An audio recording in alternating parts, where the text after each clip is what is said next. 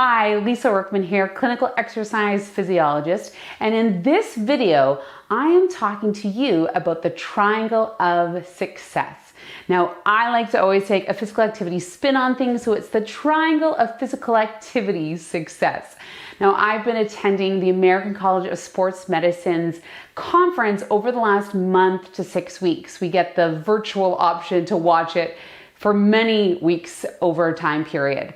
And so in one of the presentations, a behavioral researcher talked about the triangle of success. And the triangle of success is actually used in the practice of business or entrepreneurship. And instead, I took a little different spin, and so did she, in how we look at it through the lens of physical activity. So there's 3 components that we're going to touch on today in this video. We've got preferences, we have competence, and we also have value. And so they all sort of work together as one to help us sort of assess our physical activity and determine if we're going to be a success or not. So let me get into it. The first of the triangle is the preference. So this is all about whether or not you like or you don't like the physical activities that you're doing. So if you looked at it on a 0 to 10 scale, where 0 is I dislike this physical activity, to maybe 5 being neutral or you're kind of in between, and then all the way up to 10 being that you love this physical activity, then where would you rate this physical activity in terms of how much do you enjoy it? That's going to be a big part of your behavior. The second part of the triangle of success is competence. How do you feel when you participate in these physical activities? Specifically, if we zoned into just one, how does that physical activity make you feel? Do you feel successful? Are you competent in actually doing the activity at hand? So again, we can go back to that 0 to 10 scale. 0 is I'm not competent at all the way up to 10 is I'm completely competent in the physical activity that I've chosen. That third and final component is value. How much do you value this physical activity? What sort of things do you actually get from being physically active? And maybe in that really specific niche activity. So value could be 0, it's not valuable at all. To me personally, it's your perceived assessment of your own value, what you get, all the way up to 10 being the most valuable thing in your life. So combining our preferences, our competence level, and the value that we assign to our physical activity, we start to get a sense of whether or not the choices that we make, right? Ownership, you get to decide what you do for physical activity. Is it really right? Is it a right fit for me? Because if it's not, then it's an opportunity to reassess and try something else. So to give you an example, I always joke about tennis, and don't get me wrong, I have no problems with tennis except, well, I'll show you. Just watch me go through this. So my preference, do I love tennis? Not particularly. You know, it's kind of ironic that I say love because tennis involves something with love. I think why I don't prefer tennis is because I don't even understand the whole scoring about love and 15. I don't even know. Clearly, I have no idea. So my preference is not that I don't enjoy it to some extent, but I don't love it. Like, it doesn't fill me up. I don't get excited to go play tennis. However, competence, well, I'm okay at it. Like, you know, I can hit the ball, and if you ever come play with me sometime, you'll see that I like to hit the ball really hard and it goes out all the time. So am I confident? Not really. I took lessons as a kid, but I don't know. I don't think I'm very good at it.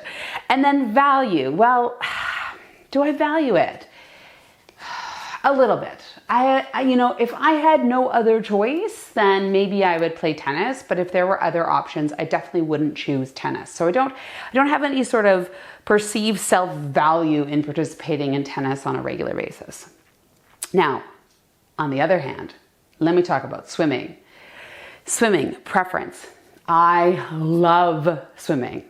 I love it. I love it so much that my husband can never get me out of the pool. When we go to a pool, no matter if it's to swim laps, go to water slides, or go to a wave pool, I will not get out of the water. I will stay to the bitter end until they kick us out of the pool because I love it. I love being in the water. Confident.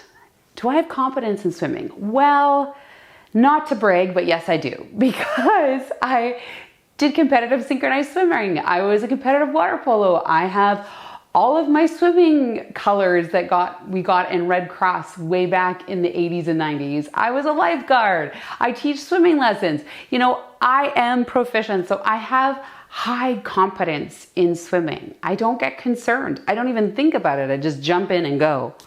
And value. As you can tell in the way I talk about swimming, I have a great value and worth for swimming. I love getting in the pool and moving my body in the water. I have such enjoyment.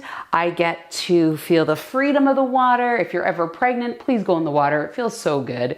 You know, I have great value in the terms of injury. If I'm hurt, if my back hurts, the water is always feeling good.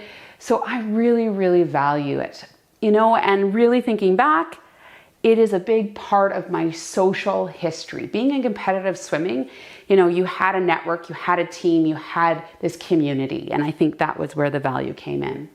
So if I was to go back and look at these three values and rate them on 0 to 10, let's first do our tennis. My preference would have probably be, I would say I'm about a 5, we'll say. I'll give myself a 5. I'm kind of neutral. Competent, maybe I'm a 6. I'm okay. And value, let's be honest, I don't really value tennis too much. So I'm going to put 4, right? So that gives me 15 out of the possible 30, right?